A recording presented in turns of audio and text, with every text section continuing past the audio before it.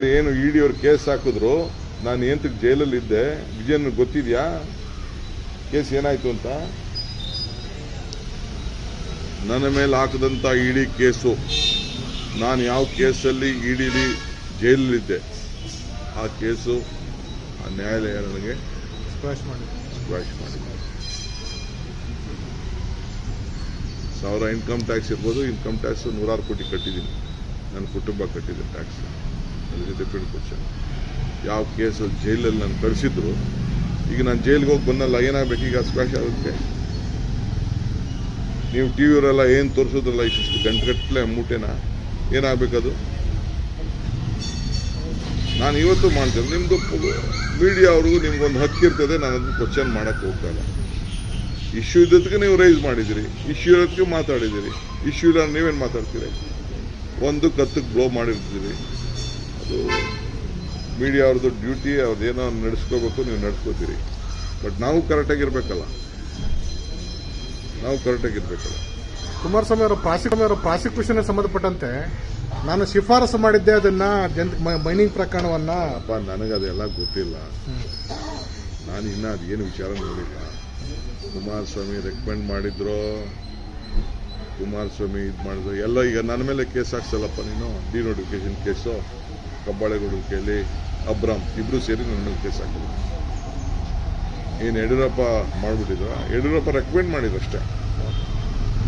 ಅರ್ಜಿ ಕೊಟ್ಟಿದ್ರು land owner, Yediyurappa recommend ಮಾಡಿದ್ರು, ಡಿನೋಟಿಫಿಕೇಶನ್ ಆಯಿತು. 16-2 ಆಗಿರಲಿಲ್ಲ, ನಾನು ಡಿನೋಟಿಫಿಕೇಶನ್ ಆಯಿತು. ಯಾರೋ ಅವ್ರು ವೀರಭದ್ರ ಆಯ್ತಲ್ಲ, ಒಂದು ವರ್ಷ MLA, ಅವ್ನು ಬರೆದಿದ್ದ ಅಂತ ಅಂದ್ಬಿಟ್ಟು ಡಿನೋಟಿಫಿಕೇಶನ್ ಆಯಿತು. ಮತ್ತೆ ಯಾಕೆ ನನ್ನ ಮೇಲೆ FIR ಆಯಿತು? ಅದೇ ಬೇರೆ ಅಶೋಕನ ಮೇಲೆ, ಇನ್ನೊಬ್ಬರು ಮಂತ್ರಿ ಮೇಲೆ ಯಾಕದು ವಾಪಸ್ಸು FIR ಆಗಲಿಲ್ಲ? ಬಿ ರಿಪೋರ್ಟ್ ಬರೀತು. ಒಂದೇ ಟೈಮಲ್ಲಿ 3 ಕೇಸು ನಡೀತಾ ಇತ್ತು. 3 ಕೇಸು ಒಂದೇ ಟೈಮಲ್ಲಿ ನಡೀತು. ನಾನು ಸುಮ್ಮನೆ ಹಾಳಾಗೋಲಿ ರಾಜಕೀಯವಾಗಿ ನನ್ನ ಮೇಲೆ ಹಾಕೋದು ಅಂತ ಕೇಸ್ ಆಡಿ ಕೊನೆಗೆ ಹೈಕೋರ್ಟಲ್ಲಿ, ಸುಪ್ರೀಂ ಕೋರ್ಟಲ್ಲಿ ಕೇಸು ನನ್ನ ಪರ ಆಯಿತು. ಅನುಭವಿಸಿರೋದು ನನಗೊತ್ತು, ಎಷ್ಟು ಅನುಭವಿಸಿದ್ದೀನಿ ಅಂತ.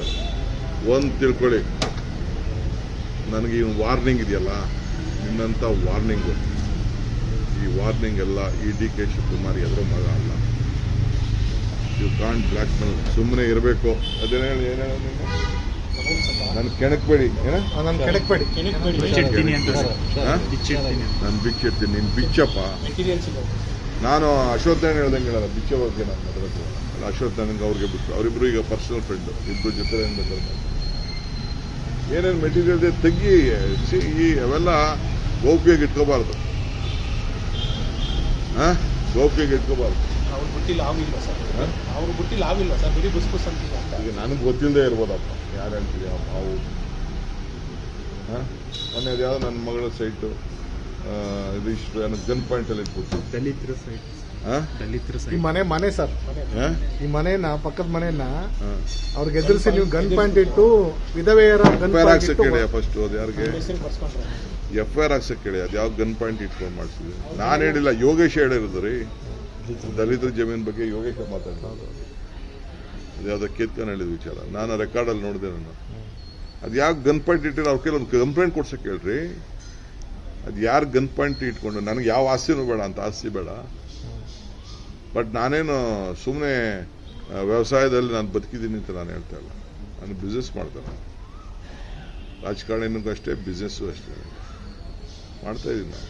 ಅದು ಯಾವ ಗನ್ ಪಾಯಿಂಟ್ ಹೇಳಪ್ಪ. ಈಗ ಅದು ಯಾರು ಕರ್ಕೊಬಂದು ಇವ್ನಿಗೆ ಗನ್ ಪಾಯಿಂಟ್ ಅಂತ ಹೇಳಿದ್ರೆ ಅವ್ರ ಕೆಲವ್ರು ಕಂಪ್ಲೇಂಟ್ ಕೊಡಿಸ್ರಿ, ಎದುರಿಸ್ಬಿಟ್ಟು ಗನ್ ಪಾಯಿಂಟ್ ಇಟ್ಬಿಟ್ಟು ಈ ಕೇಸ್ ರಿಜಿಸ್ಟರ್ ಮಾಡ್ಬೋದು. ಈಗನು ಬರೀ ಕಾಲೇ ಮಾತಾಡಬೇಡ ನೀನು. ಗನ್ ಪಾಯಿಂಟ್ನ ದೇವ್ರು ನಂಗೆ ಶಕ್ತಿ ಕೊಟ್ಟರೆ ಎಲ್ಲ ಖರೀದಿ ಮಾಡ್ತೀನಪ್ಪ. ಯಾರು ಹೋಗ್ತಾರ ಕೊಡ್ತೀನಿ, ಸುಮ್ಮನೆ ಕೊಟ್ಬಿಡ್ತಾರ ಆಸ್ತಿನ. ಅಲ್ಲಂ ವೀರಭದ್ರಪ್ಪನ ಹತ್ರ ತೊಗೊಂಡು, ಅಲ್ಲಂ ವೀರಪ್ಪ ತೊಗೊಂಡಿದ್ರು, ನನ್ನ ಮಗಳು ತೊಗೊಂಡವಳೆ. ತಪ್ಪೇನಿದೆ? ಅವ್ರ ಕೆಪಾಸಿಟಿ ಇದೆ, ತೊಗೊಂಡವ್ರೆ. ಈಗೂ ಕೆಪಾಸಿಟಿ ಇದೆ, ಇನ್ನೂ ತಗೋತೀನಿ. ಇನ್ನು ಯಾವ್ದಾರು ಇದ್ರೆ ಹೇಳಿ ನೀವು. ಪರ್ಸನಲ್ ವಿಚಾರಗಳು, ಪರ್ಸನಲ್ ಹೇಳಿಕೆಗಳೆಲ್ಲ ಬರ್ತಿದೆ ಸರ್. ಒಂದು ತಿಂಗಳಿಲ್ಲ ಸರ್, ನಿಮ್ಮ ಮಟ್ಟಿಗೆ ತೆಗೆದುಕೊಂಡಿರೋದಿಲ್ಲ.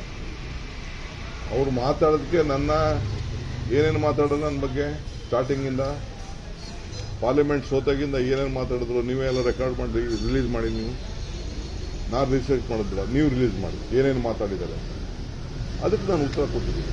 ನಾನು ಭಾಳ ತಾಳ್ಮೆಯಿಂದ 2 ವರ್ಷ ನಾನು ಅವ್ರ ಜೊತೆ ಕೆಲಸ ಮಾಡಿದ್ದೀನಿ. ಒಬ್ಬ ಮುಖ್ಯಮಂತ್ರಿ ಇದ್ದರು, ನಾನು ಅವ್ರ ಗೌರವದಿಂದ ಸ್ವೀಕಾರ ಮಾಡಿದ್ದೀನಿ, ನಮ್ಮ ಅಣ್ಣ ಅಂತ ಸ್ವೀಕಾರ ಮಾಡಿದ್ದೀನಿ ಅಂತೇಳಿ ನಾನು ಇದ್ದೆ. ಯಾವಾಗ ಈ ಮಾತುಗಳು ಆಡ್ತಿದ್ರು ಏನೇನು ಹೆದರ್ಕೊಂಡು ಆ ಬ್ಲಡ್ ನಂದಿಲ್ಲ ರೀ. I am telling you. ಅಧಿಕಾರ ಬರ್ತದೆ, ಅಧಿಕಾರ ಹೋಗ್ತದೆ. My blood is different. Sir, ಸರ್ಕಾರ ತೆಗೆಯಲಿಕ್ಕೆ ಪ್ರಯತ್ನ ನಡೀತಾ ಇದೆ ಅಂತ ಈಗ ಆಯ್ತಪ್ಪ, ನಾನಲ್ಲ, ಕುಮಾರಸ್ವಾಮಿ ಹೇಳಿಲ್ವೇನ್ರಿ? ಹೆಂಗೆ ಹೇಳಿದ್ರು ಕುಮಾರಸ್ವಾಮಿ 10 ತಿಂಗಳಲ್ಲಿ ಸರ್ಕಾರ ತೆಗಿತೀವಿ ಅಂತ? ಇವನ್ ಸರ್ಕಾರ ತೆಗೆದ್ರಲ್ಲ ಯಡಿಯೂರಪ್ಪ, ಕುಮಾರಸ್ವಾಮಿ ಸರ್ಕಾರನ ನಾವೆಲ್ಲ ಬೀದಿ ಪಾಲಾದ್ವಲ್ಲ. ಯಾಕೆ ಕುಮಾರಸ್ವಾಮಿ ತೆಗೆದಕ್ಕೆ ಯಡಿಯೂರಪ್ಪ ತೆಗೆದಕ್ಕೆ ಮಾತಾಡಲಿಲ್ಲ? ಅಶೋಕ ತೆಗೆದಕ್ಕೆ ಯಾಕೆ ಮಾಡಲಿಲ್ಲ? ಯೋಗೇಶ್ ತೆಗೆದಕ್ಕೆ ಯಾಕೆ ಮಾಡಲಿಲ್ಲ? ಅಶ್ವತ್ಥ ನಾರಾಯಣ ತೆಗೆದ್ರಲ್ಲ, ಇವರೆಲ್ಲ ಸೇರ್ಕೊಂಡು ಕುಮಾರಸ್ವಾಮಿ ಸರ್ಕಾರ ತೆಗೆದು ನಮ್ಮನ್ನ ಇವ್ರು ಬೆಂಬಲ ಕೊಟ್ಟರು, ಯಾಕೆ ಮಾತಾಡಲಿಲ್ಲ? ನಮ್ಮ ಸರ್ಕಾರನ 10 ತಿಂಗಳಲ್ಲಿ ತೆಗೆದಾಕ್ಬಿಡ್ತೀನಿ ಅಂತ ಹೇಳ್ತಾರ. ಏನು ತೆಗೆದಾಕ್ಬಿಡೋದು ಇವು? ಮುಟ್ಲಿ ನೋಡೋಣ. How can you tell that 10 months ಅಲ್ಲಿ ನಮ್ಮ ಸರ್ಕಾರ ತೆಗಿತೀನಿ ಅಂತ? ಒಬ್ಬ ಹಿಂದುಳಿದೊಬ್ಬ ನಾಯಕ ಸೆಕೆಂಡ್ ಟೈಮ್ ಚೀಫ್ ಮಿನಿಸ್ಟರ್ ಆಗಿದ್ದಾರೆ, ಜನ 136 ಸೀಟ್ ಕೊಟ್ಟಿದ್ದಾರೆ. ಇದನ್ನು ಡೈಜೆಸ್ಟ್ ಮಾಡ್ಕೋದು. ಈಗ ನಾವು ಡೆಲ್ಲಿಲಿ ನಿಮ್ಮ ಸರ್ಕಾರ ತೆಗೆದುಬಿಡ್ತೀವಿ ಅಂತ ಹೇಳಿದ್ವಿ. ನಾವು ಗೆದ್ದಿರೋದು ಇವ್ರಿಬ್ರು. ಅವ್ರು ಬಿಜೆಪಿಯವ್ರು ಹೆಂಗೆ ತರ್ಕೊಂಡಿರ್ಬೇಕು ಇವ್ರನ್ನ? ಗೊತ್ತಿದೆ ಇಂಟರ್ನಲ್ ಏನು ನಡೀತಾ ಇದೆ ಬಿಜೆಪಿಲಿ ಅಂತ? ಹೇಳಿ ಸರ್, ಹೇಳಿ ಸರ್. ನಾನು ಹೇಳೋದು ಬೇಡ, ಅನುಭವಿಸ್ತಾ ಇರೋದು ಗೊತ್ತವ್ರಿಗೆ, ಬಿಜೆಪಿಯವ್ರಿಗೆ. ಯಾರು ಅನುಭವಿಸ್ತಾರೆ ಸರ್? ಖರ್ಗೆ ಅವರು ಸ್ಟೇಟ್ಮೆಂಟ್ ಕೊಟ್ಟಿದ್ರು, ಸರ್ಕಾರ ಇಂಡಿ ಜಾಸ್ತಿ ದಿನ ಇರಲ್ಲ. ನನಗೆ ಅವರು ಅದೆಲ್ಲ ಗೊತ್ತಿಲ್ಲ. ನಾನು ಬೆಂಗಳೂರು ನಂದು, ನಮ್ಮ ರಾಜ್ಯದ ನಾನು ಮಾತಾಡ್ತೀನಿ. ವಿಜೇಂದ್ರ ಕಷ್ಟ ಅನುಭವಿಸ್ತಾ ಇದ್ದಾರೆ. ನಿಮ್ಮನ್ನ ಪ್ರಶ್ನೆ ಮಾಡಿದ್ರು, ಅದೇ ರೀತಿ ನಪುಂಸಕ ಅಂತ ಕೂಡ ಆ ಒಂದು ಪದವನ್ನು ಬಳಸಿದ್ದಾರೆ ಸರ್. ನಮ್ಮ ರಿಯಾಕ್ಷನ್ ಹೇಗೆ ಸರ್? ಕುಮಾರಸ್ವಾಮಿ ಅವರು ಬಹಳ ನಿಮ್ಮ ಮಾಧ್ಯಮದಲ್ಲೂ ಪತ್ರಿಕೆ ನನಗೂ ಗೊತ್ತಿಲ್ಲ, ನಾನು ಇನ್ನೂ ಫೋನ್ ನೋಡಕ್ಕೆ ಹೋಗಿಲ್ಲ, ಟೈಮ್ ಸಿಕ್ಕಿಲ್ಲ ನನಗೆ. ನಾವೆಲ್ಲ ಬರೀ ನಮ್ಮ ಪಕ್ಷದ ಸಂಘಟನೆ ನಾವು ಗಂಡಸ, ನಾವೊಬ್ಬರೇ ಗಂಡಸ. ಎಲ್ಲ ಗಂಡಸ್ತನದ ಎಲ್ಲ ಶಕ್ತಿ ಅವ್ರಿಗೆ. ಕುಮಾರಸ್ವಾಮಿ ಏನು ಮಾತಾಡಿದ್ದಾರೆ ಹಿಂದೆ ಅಂತ ನೆನಪಿಟ್ಕೋದು. ನನ್ನ ಮಿಲಿಟರಿ ಇವ್ರು ಬಂದು ಕರ್ಕೊಂಡು ಹೋಗ್ತಾರೆ ಅಂತ ಹೇಳಿ, ಅಂದರೆ ವಾಪಸ್ ಜೈಲು ಇರ್ತೀನಿ ಅಂತ. ನಾನು ಜೈಲು ನೋಡಿರೋದು, ಅವನು ಬಂದು ನನ್ನ ಜೈಲಲ್ಲಿ ನೋಡಿದ. ನಾನು ನನಗೆಷ್ಟು ಶಕ್ತಿ ಇದ್ದು ಜೈಲು ಒಳಗಡೆ ಅಂತ ಆತ ಬಂದು ನಾನು ನೋಡಿದ. ಗೊತ್ತಾಯ್ತಾ? ಅದಾದ ಮೇಲೆ ನಾನು ನಿಜ ಅವ್ರ ಕುಟುಂಬದ ಅವ್ರ ಅಣ್ಣನ ಕೇಳಿದ್ರೆ ನಿಜ. ಯಾಕೆಂದರೆ ಅವ್ರ ಅಣ್ಣ ಬೇನಾಮಿ. ಇವು ಮುಖ್ಯಮಂತ್ರಿ ಆಗಿದ್ದಾಗೇನೆ ಇವು ಅಧಿಕಾರನ ದುರುಪಯೋಗ ಪಟ್ಕೊಂಡು ನನ್ನ ಮೇಲೆ ಬಿಟ್ಟು, ನನ್ನ ಹೆಂಡತಿ ಮೇಲೆ, ನನ್ನ ತಂಗಿ ಮೇಲೆ, ನನ್ನ ತಮ್ಮನ ಮೇಲೆ, ಎಲ್ಲರ ಮೇಲೂ ಕೇಸ್ ಹಾಕ್ಸ್ದ. ಅದರೂ ಕದ್ದು ಬಿಟ್ಟಿದ್ದೀವಿ ನಾವು ಅಂತ,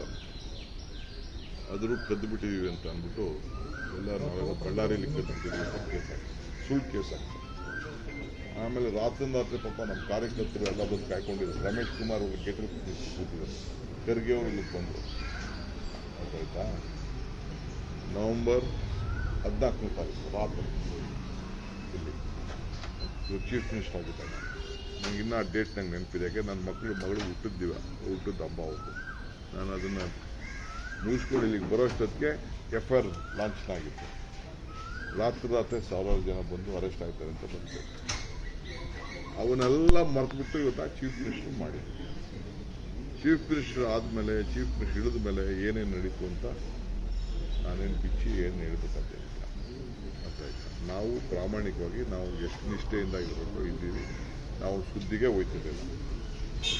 ಏನು ಮಗ ಸೋತ ಅಂದ ತಕ್ಷಣ ಏನು ನನ್ನ ಮೇಲೆ ಗದಾಪ್ರಾಹ ಮಾತುಗಳು, ಕಥೆಗಳು, ಏನೇನು ಮಾತಾಡಿದೆ ಅಂತ ನೀವು ರಿಲೀವ್ ಮಾಡಿ. ಬೇಕಾದ್ರೆ ನಾನು ಬೇಕಾದ್ರೆ ವಾಪಸ್ಸು ಏನೇನು ಮಾತಾಡಿದೆ ಅಂತ ಬೇಕಾದ್ರೆ ನಾನು ರಿಸರ್ಚ್ ಮಾಡಿಬಿಟ್ಟು ಬೇಕಾದ್ರೆ ನಾನು ಹಾಕ್ಸಿಸ್ತೀನಿ. ಯಾರು ಸಹಿಸ್ಕೊಂಡಿರ್ತಾರೆ? ಏನು ಹೆದರ್ಕೋತೀನಿ ನಾನು? ಏನೇನು ಬಿಚ್ಚಕ್ಕೆ ಸಾಧ್ಯನೋ ನಂದು ಎಲ್ಲ ಬಿಚ್ಚಿಬಿಡ್ಲಿ. ಅದೇನೇನು ಅಸ್ತ್ರ ಬರ್ತಾ ಇದೆಯೋ ಅಸ್ತ್ರನೆಲ್ಲ ತಗೊಂಡು ನನ್ನ ಮೇಲೆ ಪ್ರಯೋಗ ಮಾಡಲಿ. ಈ ಗೊಡ್ಡ ಬೆದರಿಕೆಗೆ ನಾನು ಯಾವುದು ಇವತ್ತವರೆಗೂ ಯೂಟರ್ನ್ ಮಾಡಿದನಲ್ಲ. ಯೂಟರ್ನ್ ಮಾಡೋಕ್ಕೆ ನಾನು ಯಾವ ಯೂಟರ್ನ್ಗೂ ನಾನು ಹೋಗಲಿಲ್ಲ. ನಾನೇನಿದ್ರು ನೇರವಾಗಿ ಸ್ಟ್ರೈಟ್ ಫೈಟ್ ಮಾಡೋದು. ಯಾರು ನಾನು ಏನು ಈಗ ನನ್ನ ಮೇಲೆ ಯಾಕೆ ಅದಿಂಗೆ ಹೇಳ್ದ ಯಾವ ಇದ್ರ ಮೇಲೆ ಅವ್ನು deputy C M D K Shivakumar ಅವ್ರ ಅಣ್ಣನ ಮಗಂದು ಪೆನ್ ಡ್ರೈವ್ನ ಹಂಚ್ತಾ ಅಂತ ಅದಿಂಗೆ ಹೇಳ್ತಾನೆ, ಯಾವ ಅಥಾರಿಟಿ ಮೇಲೆ ಹೇಳ್ತಾನೆ?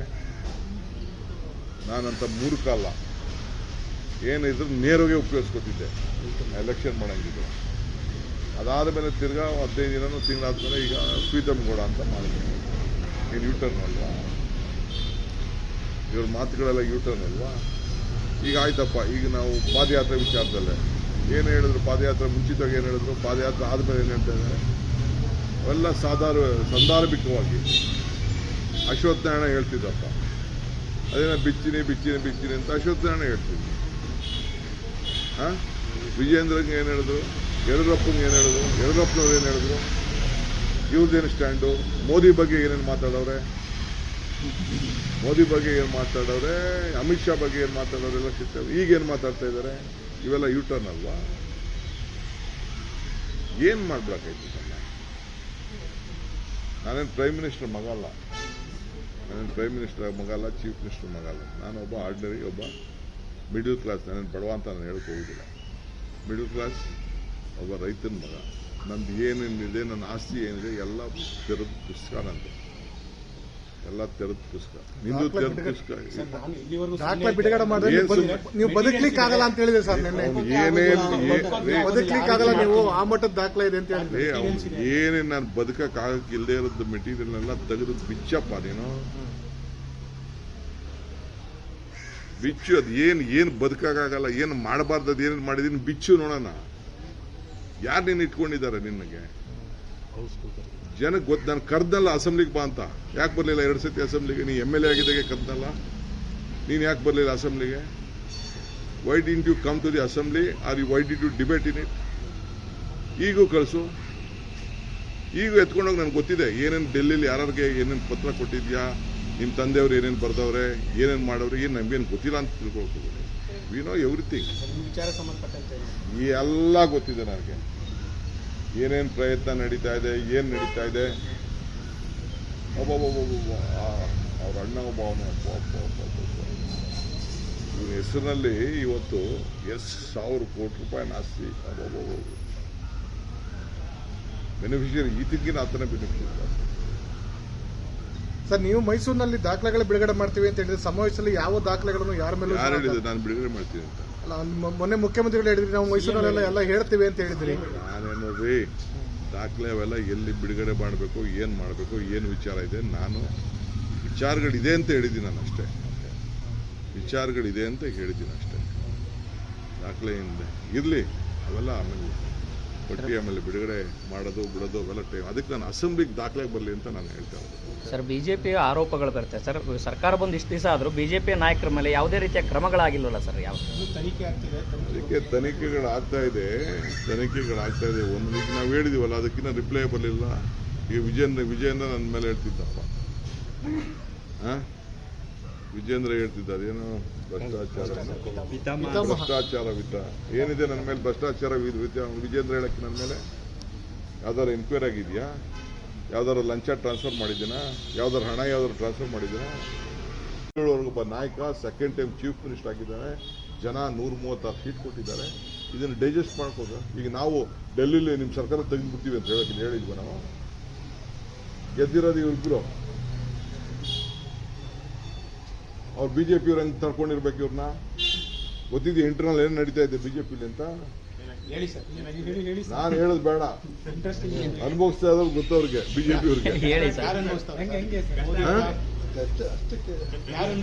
ಸರ್? ಖರ್ಗೆ ಅವರು ಸ್ಟೇಟ್ಮೆಂಟ್ ಕೊಟ್ಟಿದ್ರು, ಸರ್ಕಾರ ಇಂಡಿ ಜಾಸ್ತಿ ದಿನ ಇರಲ್ಲ. ನನಗೆ ಅವ್ರದ್ದು ಅದೆಲ್ಲ ಗೊತ್ತಿಲ್ಲ. ನಾನು ಬೆಂಗಳೂರು ನಂದು, ನಮ್ಮ ರಾಜ್ಯದ ನಾನು ಮಾತಾಡ್ತೀನಿ. ವಿಜೇಂದ್ರ ಕಷ್ಟ ಅನುಭವಿಸ್ತಾ ಇದ್ದಾರೆ, ಯಾರು ಕಷ್ಟ ಅನುಭವಿಸ್ತಾ ಇದಾರೋ ಗೊತ್ತಿಲ್ಲ ನನಗೆ. ಈಗ ನೋಡಿ, ಕಾಲು ಕಟ್ಟಿ ಕೈ ಕೊಟ್ಟು ಬ್ಲ್ಯಾಕ್ ಮೇಲ್ ಮಾಡಿದವ್ರನ್ನ ಹೋಗಿ ಕಾಲು ಕಟ್ಕೊಂಡು ತಿರ್ಗಾಕ್ ಕರ್ಕೊಬಂದು, ಯಾಕೆ ದಳದವ್ರು ಒಬ್ರು ಇಡೀ ಒಕ್ಕಲಿಗ ಬೀಳ್ತಾನೆ. ಎಲ್ಲಿದ್ರು ದಳದವರು? ಕಾರ್ಯಕರ್ತರು ಎಲ್ಲಿದ್ರು ಹೇಳ್ರಿ?